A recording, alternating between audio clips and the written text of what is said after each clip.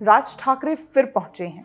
नहीं, अपने भाई के पास नहीं, बल्कि महाराष्ट्र के मुख्यमंत्री देवेंद्र फडणवीस से मिलने। मानसा हांडी के बाद एक बार फिर ठाकरे स्ट्रैटेजी बदलते हुए दिखाई देते हैं। ये तो स्कूली बच्चों की जैसा आचरण है, जिसमें बच्चे अपने व्यवहार को लेकर अस्थिर रहते हैं। आज झगड़ा, कल फिर से एक, आज ब्रेकअप, कल पैचअप, फिर कुछ उल्टा करेंगे, फिर ब्रेकअप कर लेंगे, अगले दिन फिर मूड बदला तो फिर पैचअप के लिए पहुंच जाएंगे। आज फिर मूड बदला है।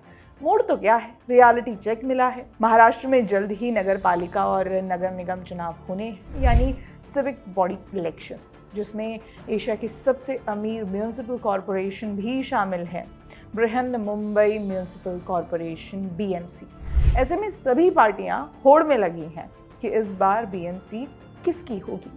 BMC चुनावों से पहले हाल ही में best employees corporative credit society limited के चुनाव हुए। दोनों भाइयों ने मिलकर लड़ा और नतीजा 0-21 से हारी, यानी एक भी सीट नहीं आई। वैसे जीती तो रूलिंग पार्टी भी नहीं, लेकिन ये ठाकरे ब्रांड के लिए बड़ा धक्का था।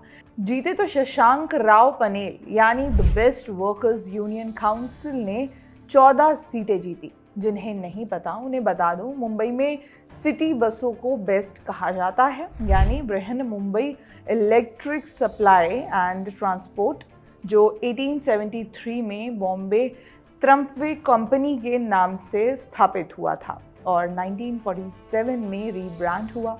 लोकल्स अगर मुंबई को एक सीधी लाइन में जोड़ें तो ये बसें मुंबई के हर कोने को जोड़ती हैं। खैर, ये भले ही एक लोकल चुनाव हो, लेकिन ये पहला ऐसा चुनाव था जो ठाकरे बंधुओं ने एक साथ लड़ा है। जुलाई 2025 में 2 दशक बाद दोनों का फिर से मिलाप हुआ था, पर देखा जाए तो राजनीतिक तौर पर दोनों भाई मिलकर कुछ नया नहीं कर पाए। और चूंकि ऐसा माना जाता है कि लोकल बॉडी इलेक्शन से लेकर यूनियन तक के इलेक्शंस पर ठाकरे फैमिली का वर्चस्व रहा है, तो ये रिजल्ट उनकी पॉलिटिकल क्रेडिबिलिटी पर सवाल उठाता है।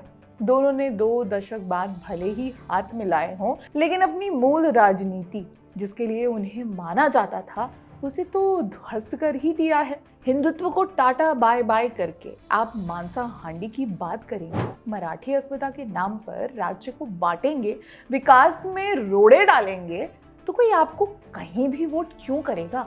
राजनीति करने वाले भले ही ना बदलें, पर समाज, आर्थिक व्यवस्था, डेमोग्राफी और नज़रिया, ये सब बदलते रहते हैं।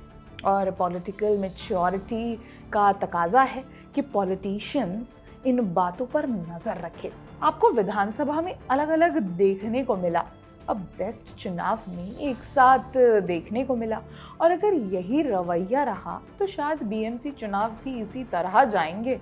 जो महाराष्ट्र की राजनीति से वाकिफ हैं, उन्हें पता है कि एक समय पर ठाकरे बंधुओं को एक साथ देखने के लिए आम जनता कितनी आतुर थी।